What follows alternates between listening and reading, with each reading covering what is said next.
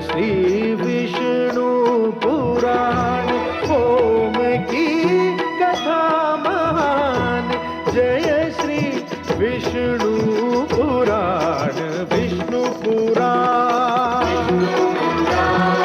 विष्णु पुराण, विष्णु पुराण। प्रगटे कब तीन लोक, जन्म मृत्यु हर्ष शोक। पृथ्वी जल वायु गगन, प्रकृति कब ज्योत अगन। इस पुराण में है निहित जप तप और योग ध्यान। विष्णु पुराण, विष्णु पुराण, विष्णु पुराण। मैं माँ हूँ, धरती माँ। श्री विष्णु भगवान ने बड़े सुंदर ढंग से महाराज मनु को ये बताया कि जीवन का क्या महत्व है और मानव का अंत संभव है, जीवन का नहीं। जीवन निरंतर चलता रहता है। परंतु जब उन्होंने महाराज मनु से ये कहा कि जीवन की रक्षा करने के लिए वे नौका पर समस्त आवश्यक सामग्री और वस्तुएं अपने साथ ले जाएं, तो मैं सोच में पड़ गई। क्या श्री विष्णु भगवान ये कहकर महाराज मनु की परीक्षा ले रहे हैं? क्या वे ये जानना चाहते हैं कि मनु किन वस्तुओं और किस सामग्री को जीवन के लिए आवश्यक समझते हैं? सुमेरु पर्वत पर महाराज मनु जो कुछ अपने साथ ले जाना चाहेंगे वो क्या होगा? तुम्हारी ही भांति मुझे भी प्रतीक्षा है उस घड़ी की जब मनु और शत्रुपा श्री विष्णु की दी हुई नौका पर आवश्यक सामग्री रखना आरंभ करेंगे।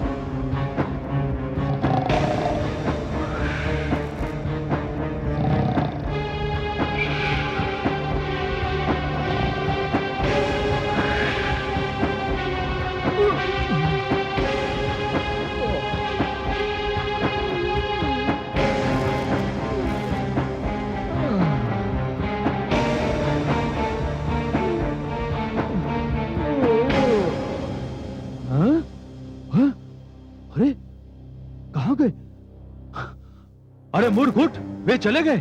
कौन चले गए? वही चारों बंदी हैं? ये तो अंधेर हो गया। दानवराज हैग्रीव को पता चला तो हम सब मारे जाएंगे। अब क्या होगा? कहाँ भाग गए वो चारों? दानवराज हैग्रीव को सूचना तो देनी पड़ेगी। चलो चलो चलो।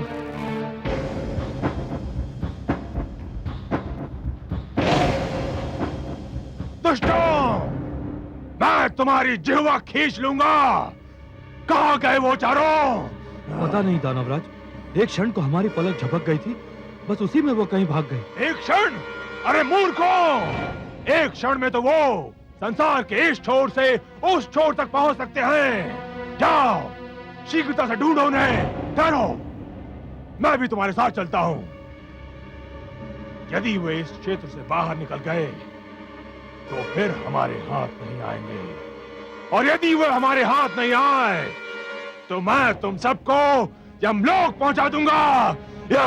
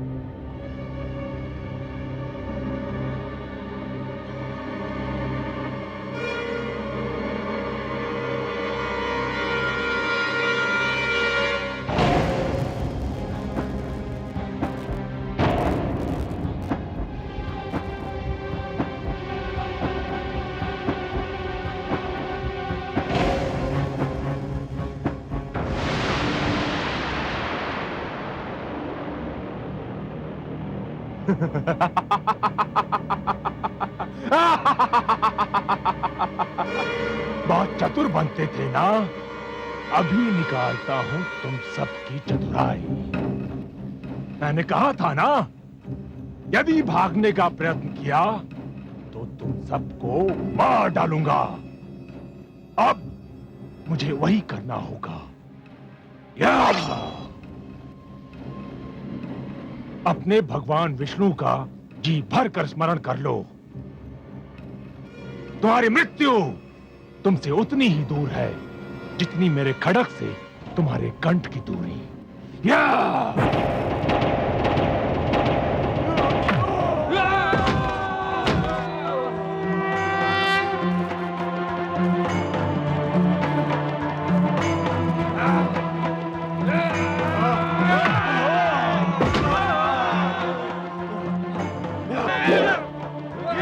मार डालो इसे, ये जीवित न बचने पाए।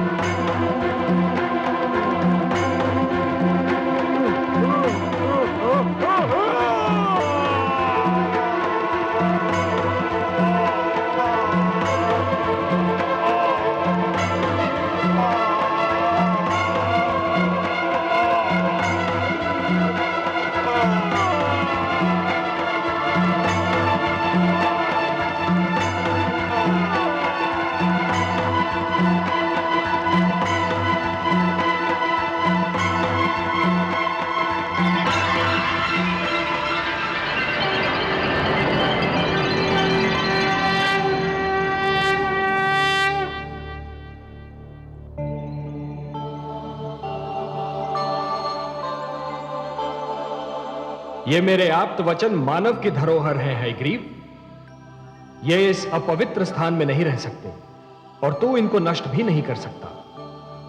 इनकी रक्षा करना मेरा उत्तरदायित्व है।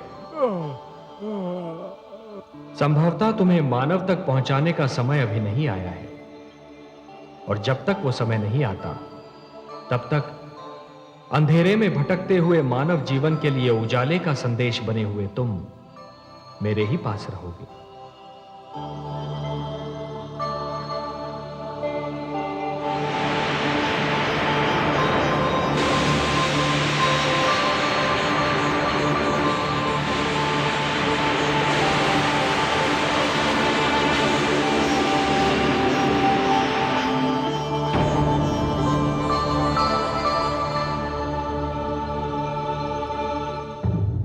मैं मां हूं, धरती मां।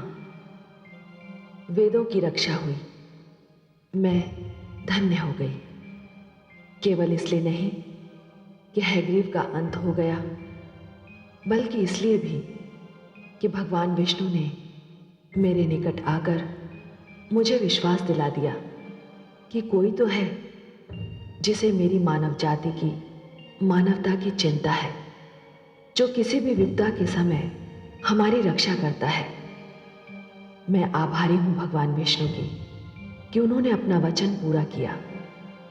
उन्होंने वेदों का उद्धार करके मानव को वो ज्ञान कोश दिया जो आज भी मानव जीवन को सत्य का, धर्म का मार्ग बता रहा है। देखना यह है कि वेदों की रक्षा के उपरांत अब मानव की रक्षा कैसे होगी, क्योंकि यदि मानव ही ना होगा तो ज्ञान किसके काम आएगा।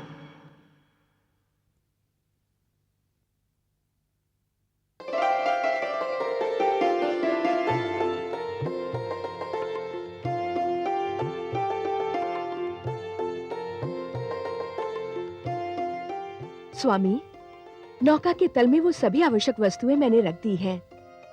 पौधों के बीज, पशु पक्षियों के जोड़े, जो कुछ भी यहाँ था वो सभी मैंने रख लिया है। और हाँ, कोयल की एक जोड़ी भी मैंने रख ली है। उसकी कूक मेरे मन को बहुत ही भाती है। और काग की जोड़ी, वो नहीं रखी तुमने? परंतु काग, उसकी बोली तो बहुत ही कर्कश होती है, मुझे तनिक भी नहीं सुहाती। प्रिय, प्रकृति ने हमें जो कुछ भी दिया है वो अकारण नहीं, उसकी कोई ना कोई उपयोगिता अवश्य है। कुछ वस्तुओं की उपयोगिता का ज्ञान हमें हो चुका है, और कुछ वस्तुओं की उपयोगिता हमारे लिए अभी तक रहस्य बनी हुई है। हां, परंतु उनकी उपयोगिता अवश्य है। मानव मस्तिष्क का जैसे जैसे विकास होता जाएगा, ये रहस्य खुलते जाएंगे। परंतु काग की क्या उपयोगिता है स्वामी? क्यों? जब मैं कई कई दिन तपस्या करके घर लौटा, तो तुम्ही ने कहा था कि तुम पहले से ही जान गई थी कि मैं आने वाला हूं। मेरे ये पूछने पर कि तुमने ये कैसे जाना, तुम ही कहती थी कि मुंडेर पर कागा बोला, और तुम समझ गई कि मैं आ रहा हूं। तो काग की उपयोगिता तुम स्वयं मान चुकी हो। तब तो मुझे नौका में विषैले सर्प भी रखने होंगे स्वामी। अवश्य रखने होंगे देवी। कई ऐसे रोग हैं जिनकी औषधि विष है। क्या सर्प का विष कई रोगों की औषधि नहीं है? विषस्य विषौषधम। सुना नहीं? विष ही विष की औषधि है। हमारा कर्तव्य है कि इस जल प्लावन से जितना भी जीवन संभव हो बचा लें। वो सुंदर है या कुरूप, ये देखना हमारा कार्य नहीं। सुंदरता और कुरूपता तो हमारी दृष्टि का भेद है। तो आपका संकेत ये है कि सुखदायी वस्तुओं के साथ हमें दुखदायी वस्तुओं को भी बचाना होगा, पुष्प के साथ कांटे को भी ले जाना होगा। मेरा यही संकेत है देवी। कांटा चुभता है, दुख देता है, परंतु वही तो पुष्प की रक्षा भी करता है। रचनाकार की रचना के महत्व को समझने के लिए दृष्टि में उदारता होनी चाहिए। स्वार्थी दृष्टि मन और मस्तिष्क को छोटा बना देती है। पूर्णता के लिए आवश्यक है कि सृष्टि बहुरंगी हो।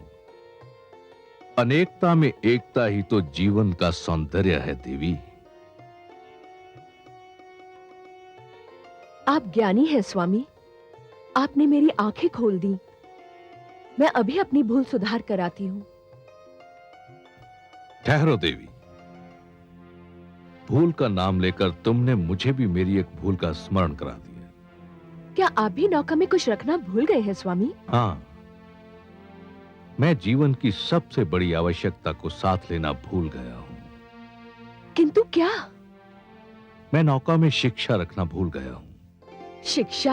हाँ देवी, हम अपने साथ शिक्षा ना ले गए तो नए जीवन, नई पीढ़ी को हम क्या भेंट देंगे?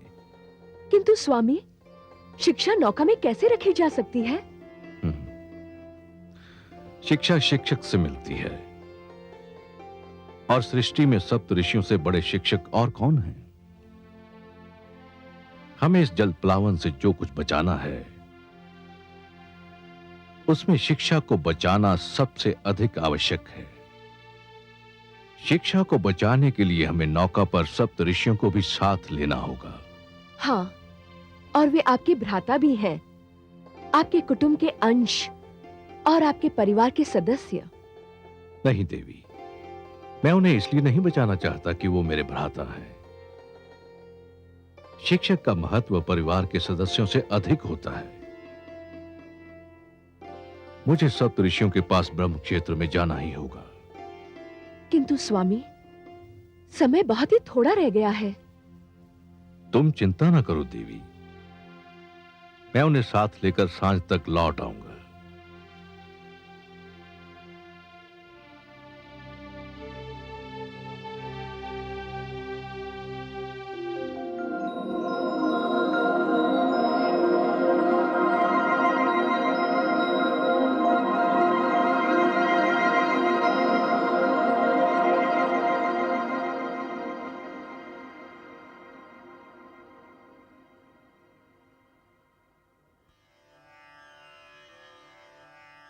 प्रणाम।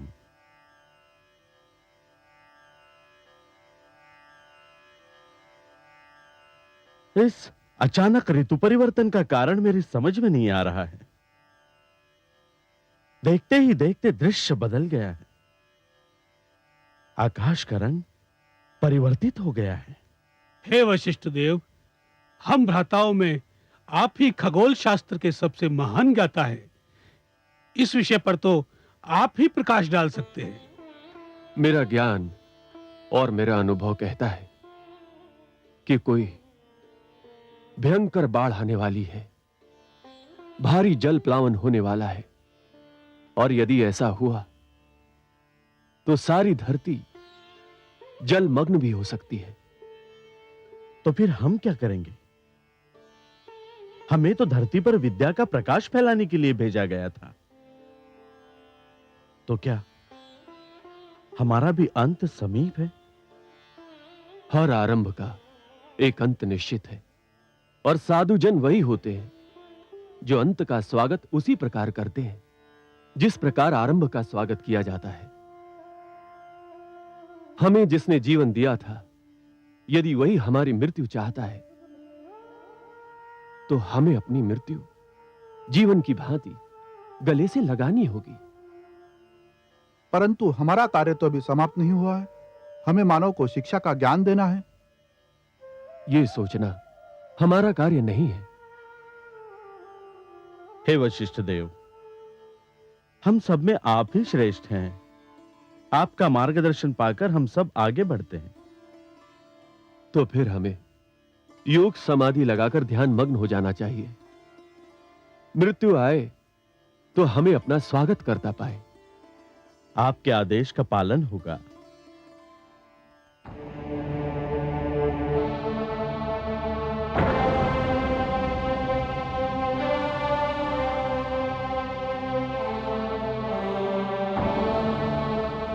हे महान गण, अपना ध्यान तोड़िए, मुझे आपकी आवश्यकता है।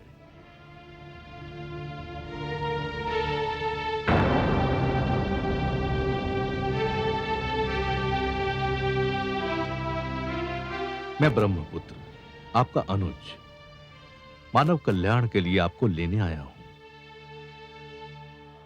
इस जल प्लावन के उपरांत जो जीवन आरंभ होगा, आप नहीं होंगे तो तो वो अंधकार में भटकने लगेगा। हे ऋषिगण, आपको सृष्टि में आने के उद्देश्य की पूर्ति करनी है। मानव जाति के लिए, जीवन के लिए आपका मेरे साथ चलना अनिवार्य है। आंखें खोलिए, समय हाथों से निकला जा रहा है।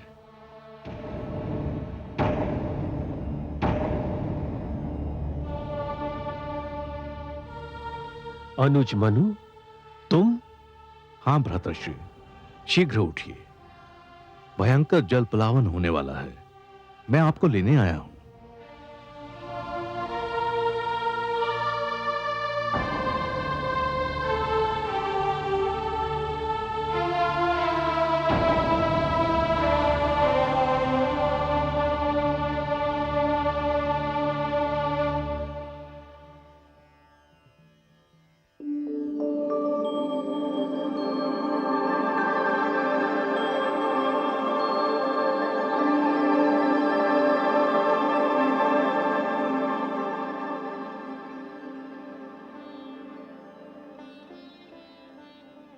देवी, धरती पर जल प्लावन का समय आ गया है।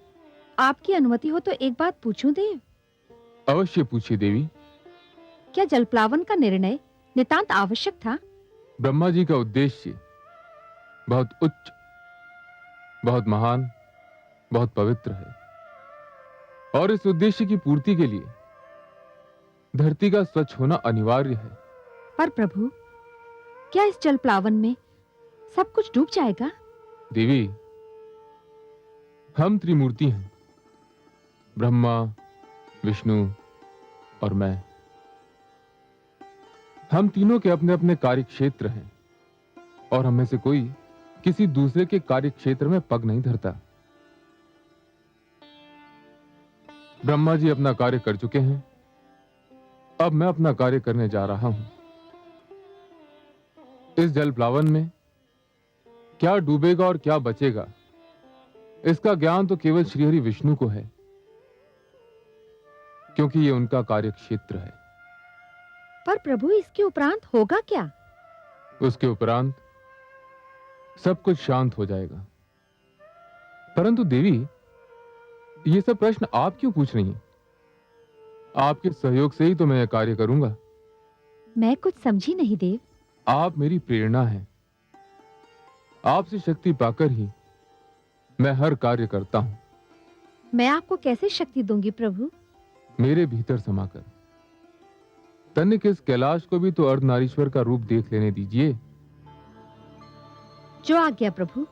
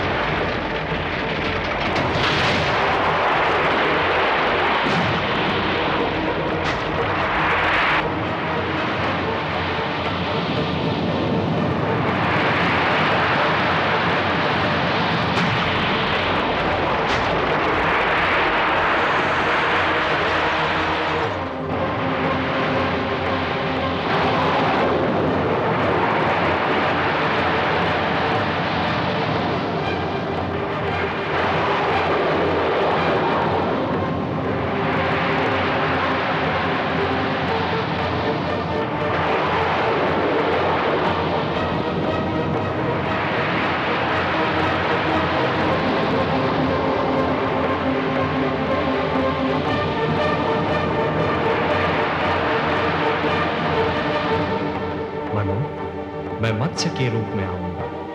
तुम इस नौका को मेरे सींग से बांध देना। मैं तुम्हारी नौका को सुमेरु पर्वत पर ले जाऊंगा। हे सर्वेश्वर, आपने तो कहा था कि आप हमारी सहायता करेंगे।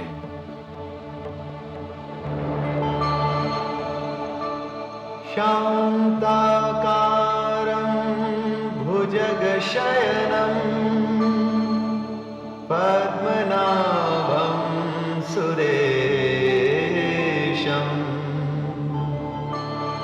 विश्वाधारं गगनसदृशं मेघवर्णं शुभांगं लक्ष्मीकान्तं कमलनयनं योगिभिर्ध्यानगम्यं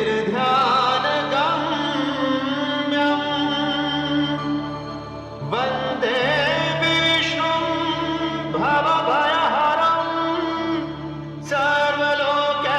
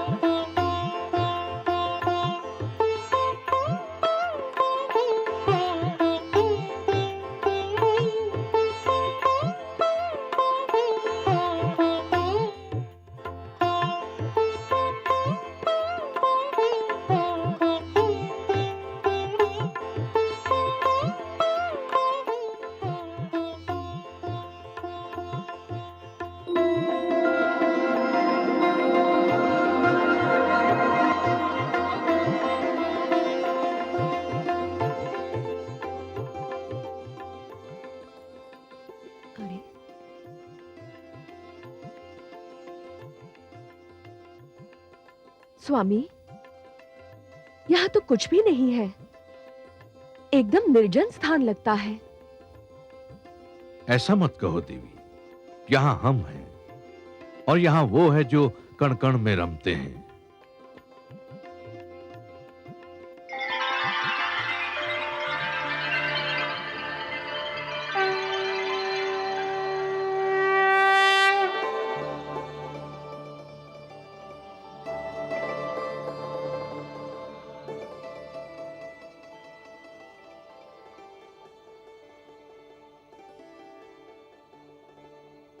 हे नारायण, आपके दर्शन मिले, नैनों के भाग्य जागे, आत्मा की प्यास बुझी। इस क्षण के आगे जीवन का हर एक क्षण तुच्छ है। हे विश्वेश्वर, आपने जलप्लावन से हमारी रक्षा की, आपको कोटि कोटि धन्यवाद।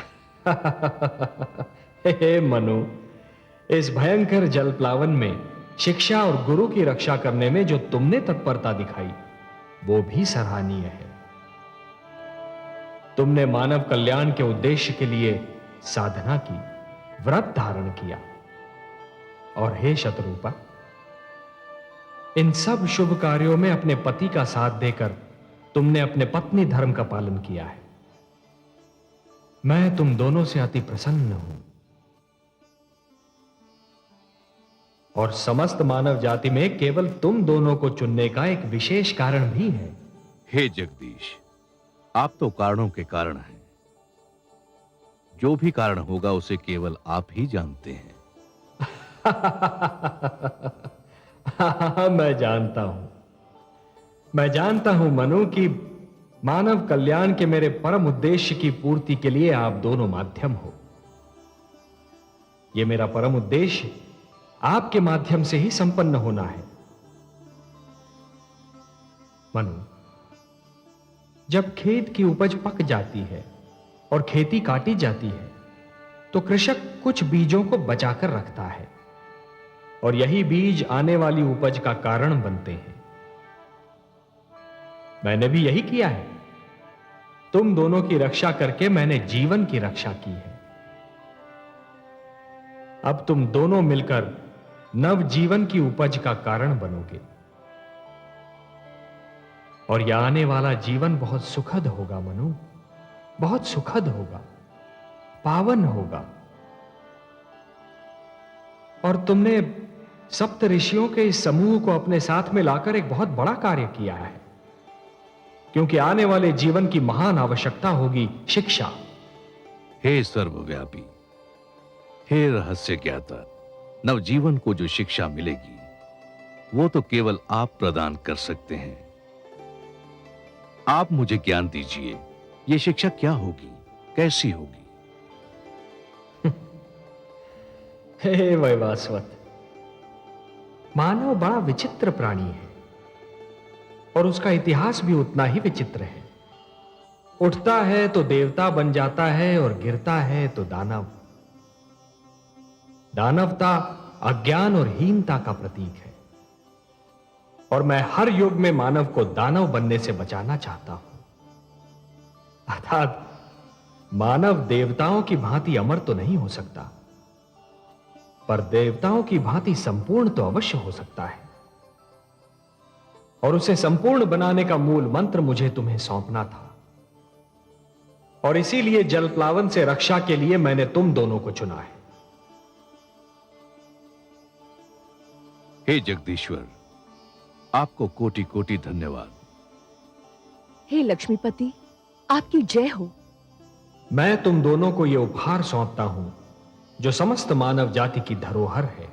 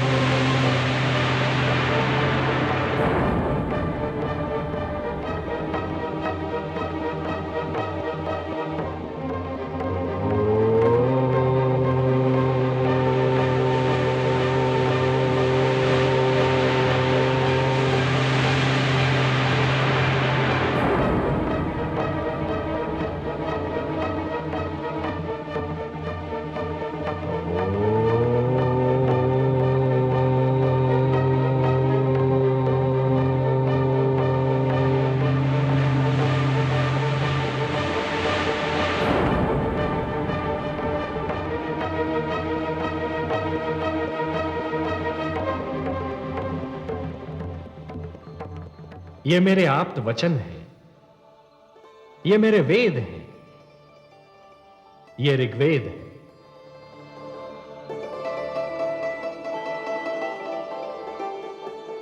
ये यजुर्वेद,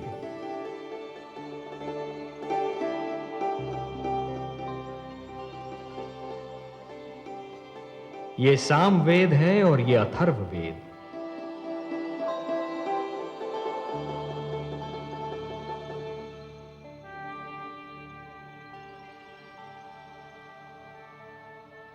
ये मेरे सबसे बड़े वरदान हैं।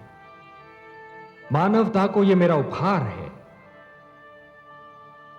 ये मेरे आप्त वचन तुम्हें और तुम्हारे उपरांत आने वाली हर पीढ़ी को जीवन के नियमों का ज्ञान देंगे। कृपा हुई भगवान की, लिया मत्स्य अवतार, वेदों की रक्षा हुई, किया बड़ा उपकार।